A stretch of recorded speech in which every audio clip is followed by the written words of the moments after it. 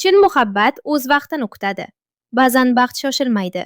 Ba'zan u yurak sinovlaridan keyin keladi. Ammo kelganda chin bo'lib keladi. Sevimli san'atkorimiz Manzura nihoyat qalbiga mos, taqdiriga yarashgan insonni tanladi. Bu shunchaki yangilik emas, bu umid, bu ishonch, bu har bir ayolning baxtga bo'lgan haqqi haqida hikoya. Manzura ko'plar uchun yoshlik timsoli. Uni ko'rganimizda yuragimizda bir iliq xotira uyg'onadi.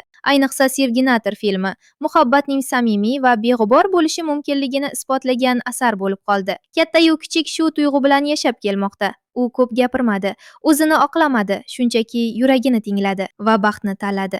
Biz Manzuraga tinchlik, sadoqat va umr boqiy muhabbat tilaymiz. Har bir ayol yonida suyanch bo'ladigan, qo'lini qo'yib yubormaydigan chin yori bo'lsin. Muhabbat hech qachon kechikmasin. Agar siz ham chin sevgi borligiga ishonsangiz, agar baxtli ayollarni ko'rishdan quvonsangiz, laykni ayamang, duo qiling. Baxtli bo'linglar, muhabbatni qadrlaydigan insonlar. Va albatta xalqimiz Manzuradan yana yurakka yetib boradigan, sog'inch va muhabbatga to'la yangi qo'shiqlarni kutib qoladi.